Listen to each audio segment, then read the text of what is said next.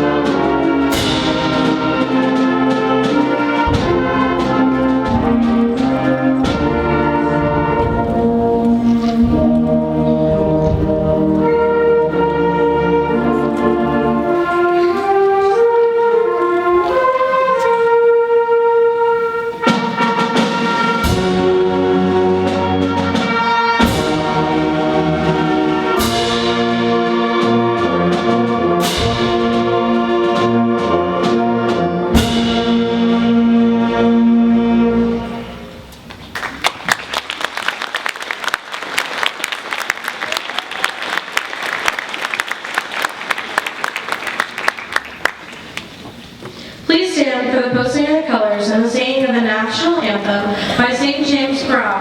Colors are being posted by St. James Army JROTC award-winning color guard under the command of Cadet First Lieutenant Caleb Cox.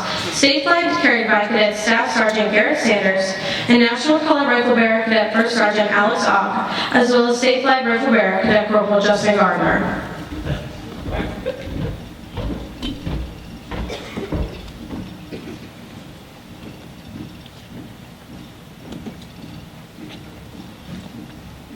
Mark time. Mark.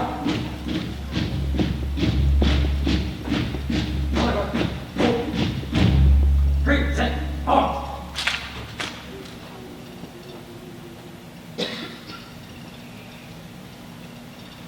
Oh, say, can you see by the dawn's early light what so proudly we hailed at the twilight's last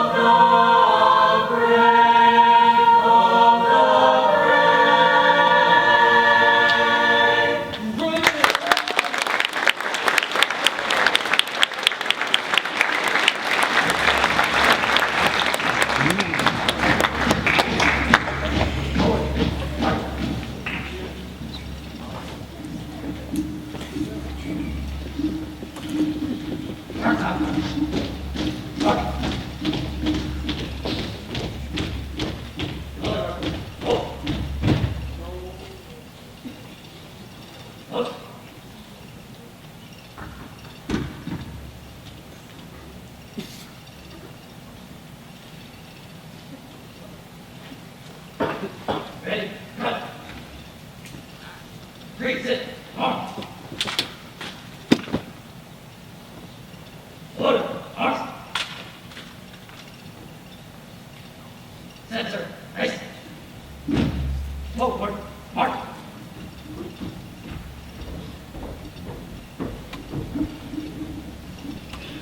Please be seated.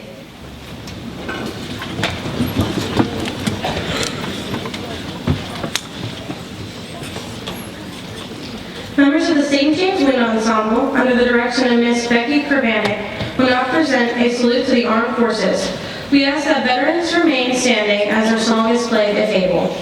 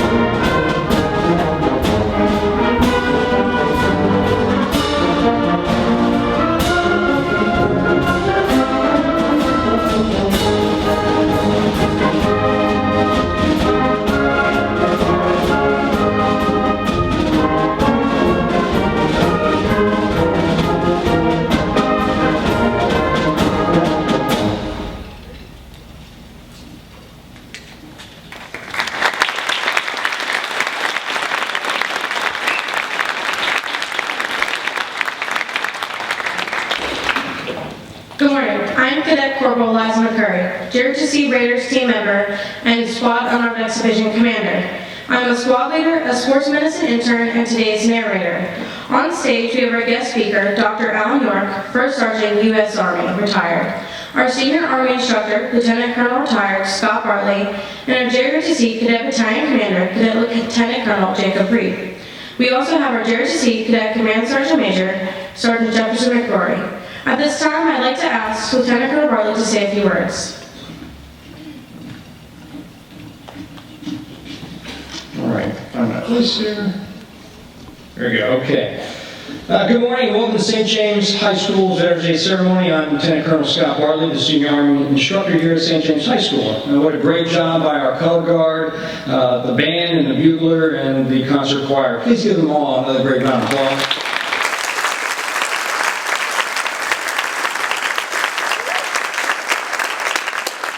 First, we'd like to start out with thanking all our veterans groups and fraternal organizations that are here with us today. From the American Legion, Veterans of Foreign War, Officers Association, and I'm sure there's a few others I missed, but thank you all for being here. Can you please stand just so that we can recognize you?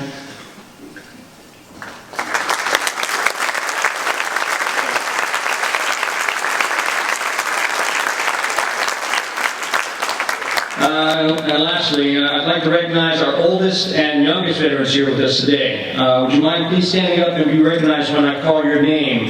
Mr. Sander Garosos, I apologize, man.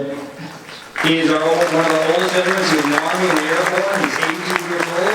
As well as we have Mr. Wayne Lander, who's in the Army. He's also 82 years old.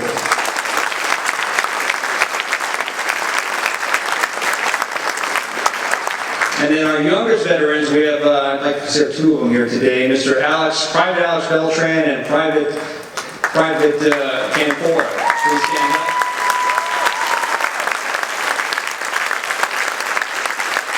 We're both alumni of St. James and our Army GRTC program. Mr. Beltran just graduated basic training last Friday, and Mr. Canfora, I believe, was 2 weeks ago, so we're glad to have him here. All right, lower the screen, please. All right, one of our GRTC cadets, Cadet Matthew McLean, and Mr. Moore's broadcast journalism class, helped together a video that I feel represents everything about Veterans Day. Please play that video.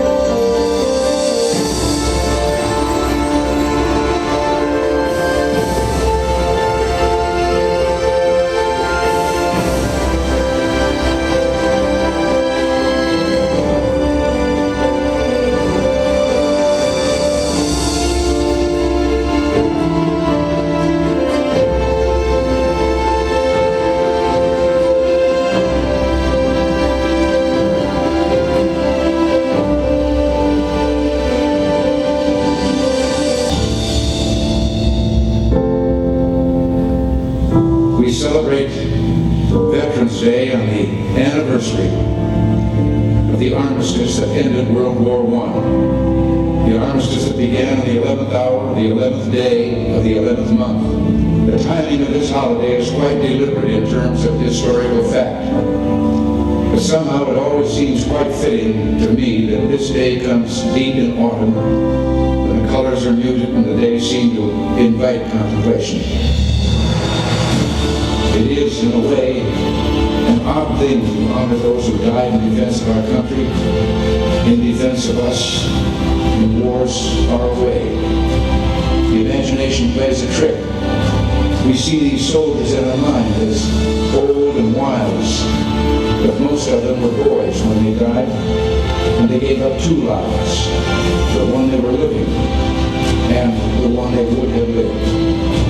When they died, they gave up their chance to be husbands and fathers and grandfathers.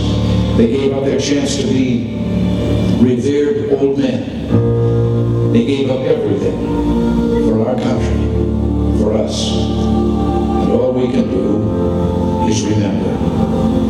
I will not fail thee, nor forsake thee. In memory of those who gave the last full measure of devotion, may our efforts to achieve lasting peace gain strength. Let us make a vow to our dead.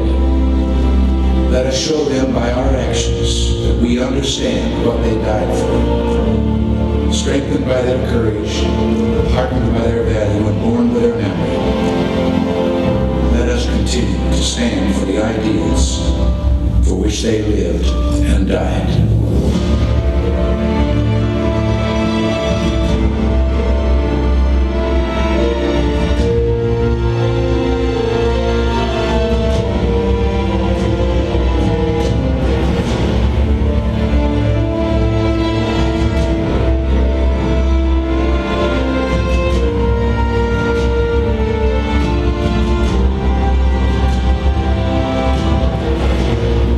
In the long history of the world, only a few generations have been granted the role of defending freedom in its hour of maximum danger. I do not shrink from this responsibility. I welcome it. I do not believe that any of us would exchange places with any other people or any other generation. The energy, the faith, the devotion which we bring to this endeavor will guide our country and all who serve it. We shall pay any price, bear any burden, meet any hardship, support any friend, oppose any foe to assure the survival and the success of liberty.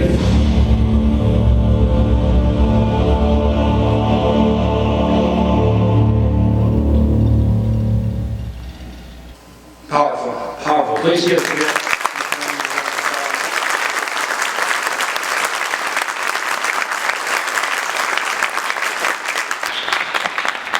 I would now like to turn it over to Cadet Lieutenant Colonel Jacob Preet to introduce our guest speaker.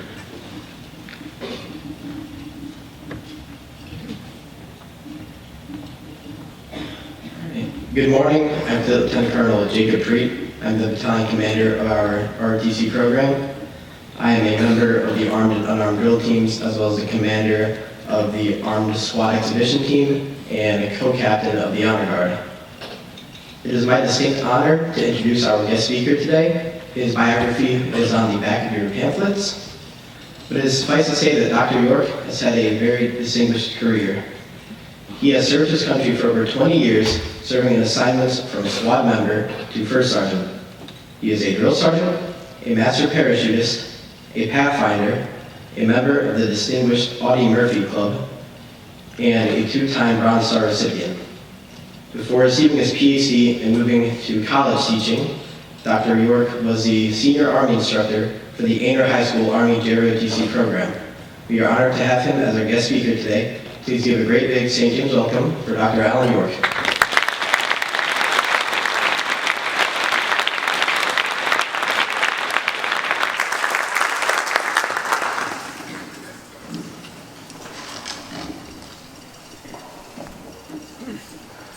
Okay, let me say first, it is such an honor to be here as your guest speaker today. There is no group that I find more important and more rewarding to speak to than young men and women, high school students, and to our nation's veterans. I want to thank Colonel Bartley and Sergeant Curry for the gracious invitation for me to come and speak here at your program. I want to thank Principal Pinnell and all of the faculty and staff here at St. James High School for sacrificing what I know is valuable class time and for supporting such an important program. I want to thank all the students and faculty of the band, the choir, the junior ROTC, all the parents that have supported them, all the hours and the effort put in to make a program like this happen. You look and you sound fantastic, and I'm honored to be here as a part of it. Finally, to all the veterans and their families in attendance today, I know that you have been and you will continue to be thanked several times throughout this program and throughout the day. But I want to extend to my brothers and sisters in arms my sincere gratitude for your service and sacrifice, whether you served before, with, or after me. You all have a unique story, and I honor and salute each and every one of you. We often focus our attention today on the sacrifices of our veterans.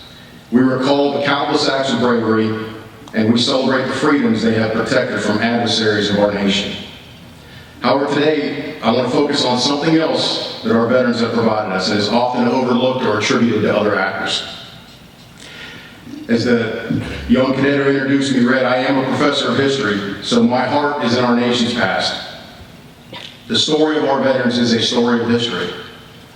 And over the past couple of decades, unfortunately, our society has significantly devalued history in our education systems, on our college campuses, and the growing focus on STEM amidst the rapid advancements in technology. We have started to neglect some of the importance of a citizenry that knows its shared heritage, good and bad, and the unifying effect of that collective experience. When a family ceases to concern itself with its past, it tends to drift apart. And when a society stops learning and remembering its history, it becomes divided and unable to compromise and work together. So I'm going to share with you today a brief history lesson. Today, we tend to take the rights that we enjoy for granted. And more important, we tend to forget that those rights were not created with our nation or our Constitution. They were not handed down to us as they are today. Rather, they are the product of a very difficult, very challenging evolution that over 243 years has steadily expanded equality and political participation for a broader American citizenry. And at the center of that process is the service of men and women in our armed forces. Throughout the entirety of our nation's history, military service has been a catalyst to the expansion of individual rights for previously marginalized groups of Americans. When a nation asks its people to serve in harm's way, it cannot long continue policies that disenfranchise those people. This starts in the American Revolution, where we began the transformation of our country from classical republicanism to democratic republicanism. Classical republicanism, the philosophy of our founding fathers, believed that for a citizen to participate directly in the political process, he, of course he, had to be part of the proper class of gentry. Only if you were financially independent and did not have to work for your means could you have the adequate leisure time to become educated and enlightened enough to hold office or even to vote. However, in order to break away from the most powerful empire in the world, those founding fathers had to turn to a group who many of them referred to as the rabble of society: the laborers, the artisans, the common farmers, to take up muskets, form armies, and win independence by force of arms under the most improbable of circumstances. In the post-revolution years, the expansion of political participation to that rabble, called the middling sorts, transformed the face of state legislatures with common citizens and put property requirements for voting on the path to extinction. The greatest catastrophe our nation ever faced was the collapse of our tradition of compromise over the expansion of slavery that resulted in the death of more than 600,000 Americans in uniform. North and South had embraced notions of racial inferiority. In the South, 3 million black Americans were held in slavery, while in the North, another 1.5 million were relegated to second-class citizenship and even barred from residing in several states in the Midwest. The Union War did not begin as a crusade to emancipate the slaves, and it was a difficult road to move 19th century Americans to accept equality for black Americans, but as essential as the work of abolitionists may have been, it was the example and the inspiration of 200,000 black soldiers who served gallantly that cast the brightest light on that contradiction between racial supremacy and a nation founded on the premise that all men are created equal. When black Americans were first permitted to enlist, they were at first confined to guard duty and the building of fortifications. The belief was that they lacked the intellectual and moral attributes to perform effectively in combat. But those attitudes were challenged and overcome when the first black regiment to officially organize went into combat in the fall of 1862 and spring of 1863. Their heroism, their professionalism swept across northern newspapers and paved the way for Americans to embrace the idea of black equality, first in martial ability and bravery, and then soon after in rights of citizenship. That regiment was the 1st South Carolina, and it was recruited from free slaves and the coastal sea islands right down the road from us. A Connecticut soldier who up to that point had been very opposed to the idea of serving along black soldiers wrote home, "The more I see and hear of them," speaking of that South Carolina regiment, "the more I want to be a part of fighting alongside them." This cause was further advanced during World War II. President Roosevelt, who saw the need for engagement on an unprecedented scale, pushed to open doors for black Americans in the military and the home front. More than 1 million would take part in World War II, risking their lives abroad while still endeavoring to achieve equality at home. In response to their service and sacrifice, President Harry Truman desegregated the armed forces in 1947, 17 years in advance of the Civil Rights Act of 1964. In Truman's directive, he stated, "It is hereby declared to be the policy of the President that there shall be equality of treatment and opportunity for all persons in the armed services without regard to race, color, religion, or national origin." While our nation continued to struggle with racial conflict and inequality, once again, the service of our veterans inspired Americans to take courageous steps forward to increase liberty and to move us closer to realizing the principles on which we were founded. The veterans of the World War II generation further advanced our opportunities by securing, through their heroism, the Service Members Readjustment Act of 1944, or more commonly known as the GI Bill. There is no greater bridge to freedom than education. And this landmark legislation, an expression of gratitude from America to the 16 million veterans who liberated Europe and the Pacific from totalitarians, opened up higher education to an entire class of American society from whom it had been previously closed to. If you are not of a wealthy and privileged family and are able to go to college today, you owe a debt of gratitude to that generation of veterans. Throughout all of our wars, the valiant efforts of women on the front line and the home front consistently advanced the cause of gender equality. For the first 144 years of our nation's existence, women, more than half of our citizenry, were denied that essential aspect of democracy of voting to select their leaders. But from the Civil War, where women organized soldier aid societies, filled the ranks of nurses in field hospitals, and even disguised themselves as men so that they could take up arms, to the service of women in the global war on terror that compelled the Department of Defense to remove all barriers of service to women just last year, veteran women have broken barriers through their service in the military that have steadily opened doors for them in all walks of life in our society. Our veterans of Vietnam expanded our freedoms in a very distinctive and courageous way. Many of them were denied the honor the nation owed them on their return home. However, their voices during and after the war emboldened us as a nation to more deeply scrutinize the decisions of our leaders. After braving a hostile enemy in combat, they braved ridicule at home to usher in an era of greater accountability of the government to the American people. Today, because of the bravery of these veterans, our political leaders are much more cautious before committing our most valuable resource, our sons and daughters, to war. Our veterans have secured for us the blessings of living in the greatest and freest nation on earth. Many of us who served have dear friends who did not come home with us. Those who gave the last full measure of devotion are now part of our history. And it is the responsibility of us all to preserve and pass on that story of their sacrifice and the story of all who served to protect our way of life. But our veterans, past and present, have charged us with another responsibility. They have bequeathed to us a legacy of equality, of valuing and advancing individual rights, and of celebrating strength and diversity. The greatest way that we can celebrate our veterans is to honor that legacy and to continue to move our schools, our communities, and our nation closer to the full realization of the founding principles of our nation. The principles our veterans have sacrificed so much to secure.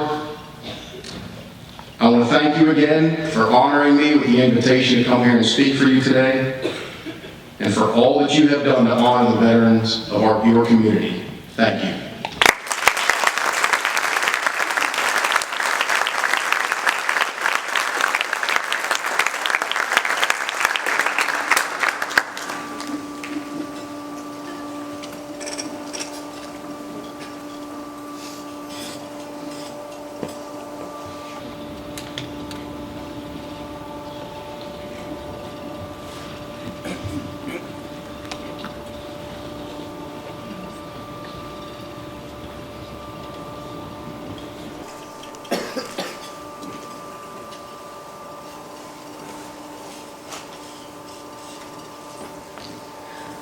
Ricky Cox and Scott Rapel, who are fellow veterans here at St. James High School, will now lay a wreath in memory of all veterans living and deceased who have served our country.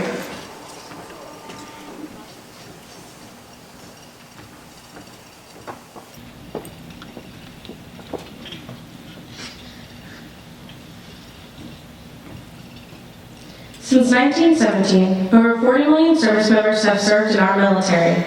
654,000 Americans died in battle, and 1.5 million were wounded from World War I. Through the current war on terrorism, more than 21 million American veterans are still living today.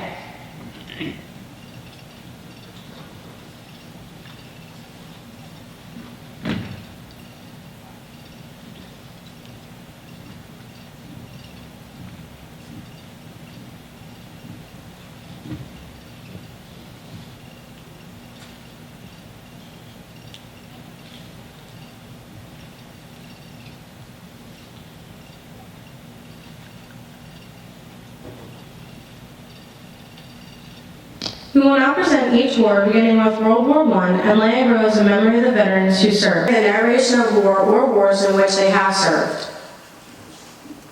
Representing World War I is Student Body President C.C. Taylor. She is accompanied by Cadet Brandon Miller.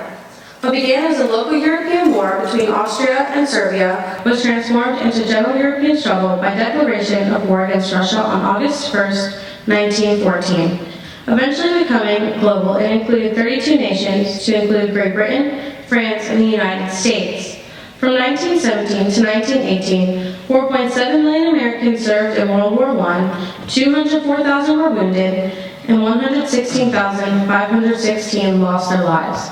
Americans' last World War veteran, Frank Buckles of Charleston, West Virginia, died in February 2011 at age of 110.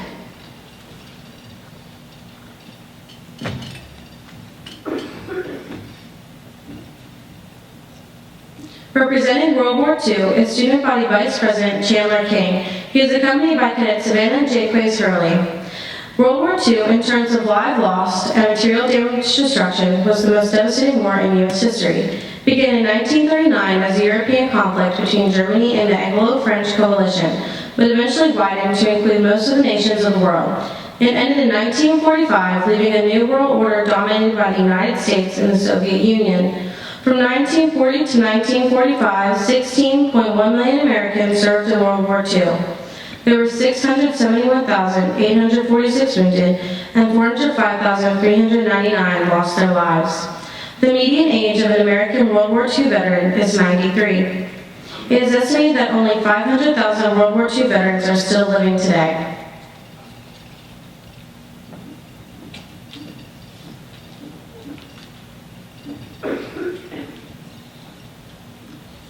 Representing the Korean War is Student Body Secretary Walker Devers.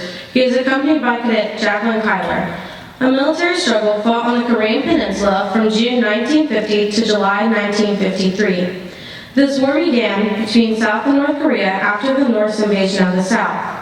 The conflict swiftly developed into a limited international war involving the United States and 19 other nations. 5.7 million Americans served during the Korean War. 103,284 were wounded, and 54,246 lost their lives. 1.2 million Korean War veterans are still living today.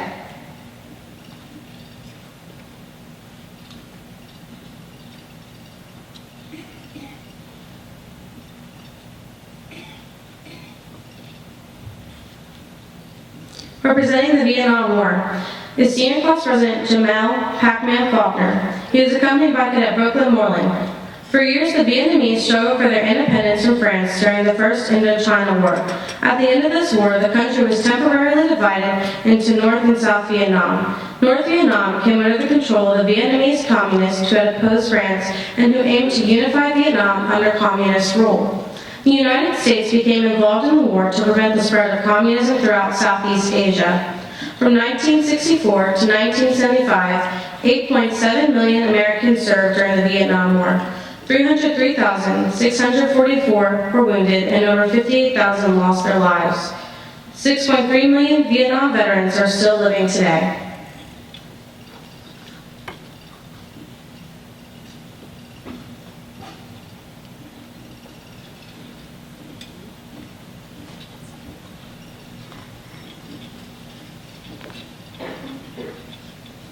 Representing the Persian Gulf War, known as Desert Shield, Desert Storm, is Junior Class President Will Haddon. He is accompanied by Cadet Morgan Emerson. This war got its beginning in 1990 when Iraqi forces invaded and occupied Kuwait. The war culminated in fighting in January and February 1991 between Iraq and international coalition of forces led by the United States. This was the first war where women were recognized as being in actual combat. From 1990 to 1991, 2.3 million Americans served in Desert Storm. 467 were wounded, and 1,972 lost their lives. 2.1 million Desert Storm veterans are still living today.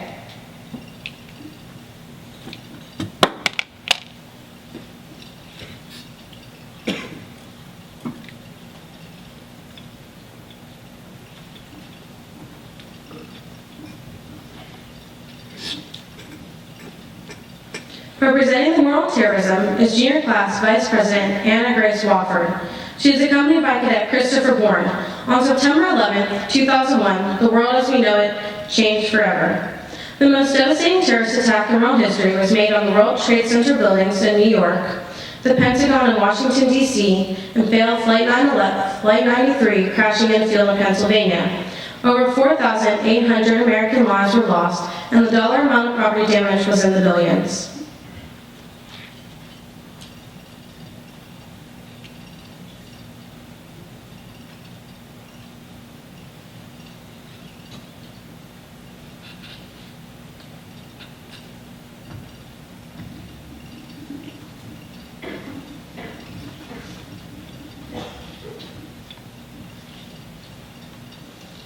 The war on terrorism still continues in the Middle East and around the world. Once again, our military, like the veterans before them, have been called upon to serve their country. 6,986 U.S. service members have died since the war began, and 52,972 have lost their lives. Even with the downdraw in the Middle East, Iraq, Syria, and Afghanistan, this number still continues to rise, with 35 more deaths and 240 more wounded since last year alone. It is by the dedication, commitment, and sacrifice that we continue to enjoy the freedoms we are so accustomed to in this great nation. Our nation stands with them, and we honor those as well today.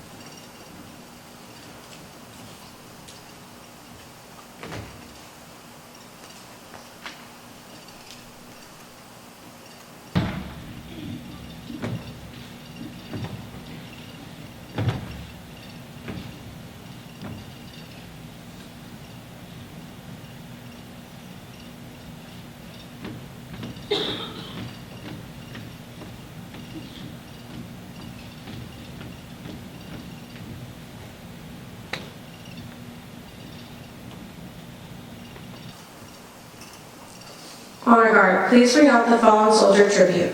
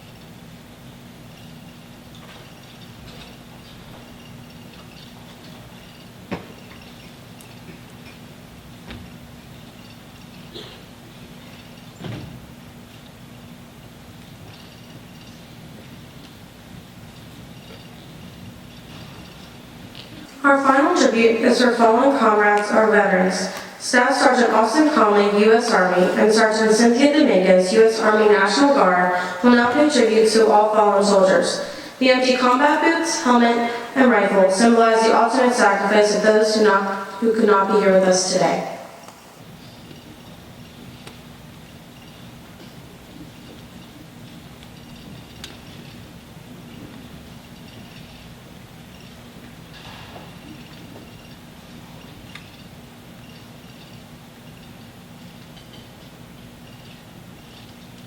Please stand for the playing of taps by Madison Kanchek and Evan Ewing. We honor those who have made the ultimate sacrifice for this great nation.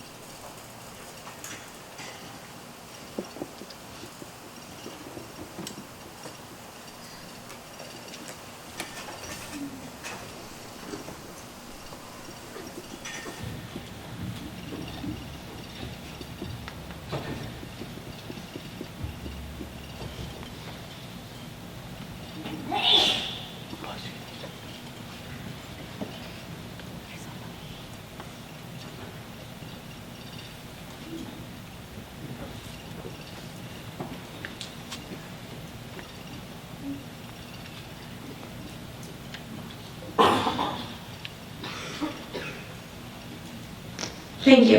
Everyone, please be seated.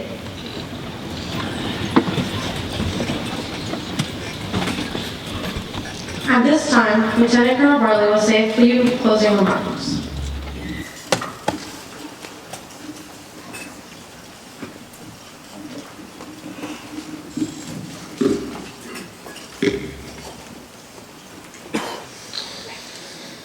For sure, everyone, please stand. And I want to give you something to remember this day by. We truly appreciate you and your wife, Tina, being here with us today. Your words, your service, and sacrifice have been immeasurable. The cadets would like to present you with a small token of our appreciation for you being our guest speaker today. Even though you're a former Inner Blue Jacket, since you are in shark territory, we felt it befitting to present you with a blue shark for you to hang on your wall. Hoping you can find a meaningful place for it.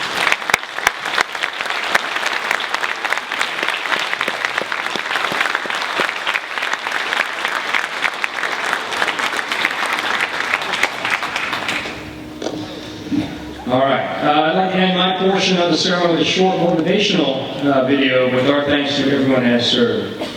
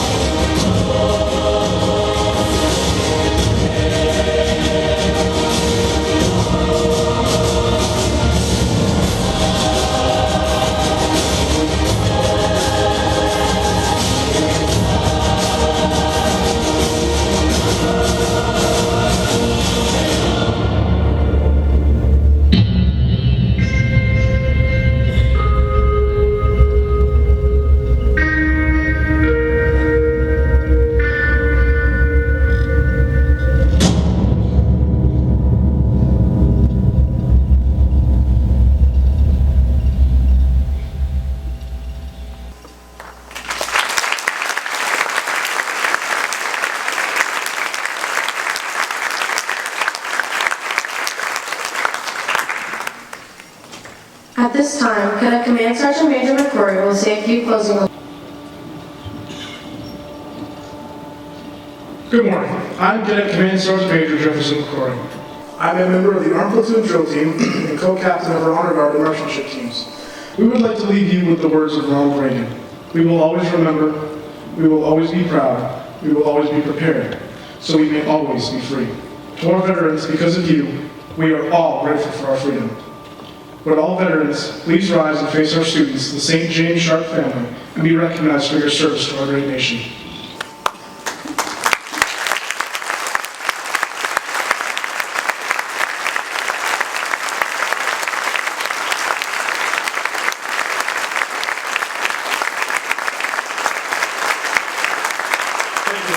Please be seated.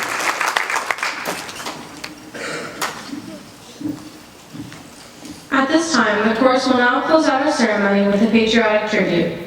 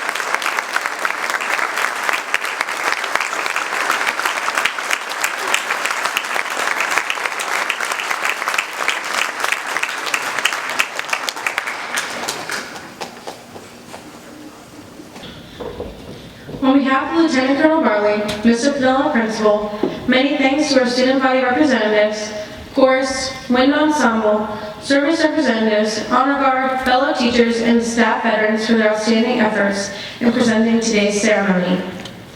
Veterans and their families are welcome to stay and meet with our cadets immediately following the ceremony. Thank you, God bless you, God bless our great nation, we salute you, and students at this time, you are released to your second block class.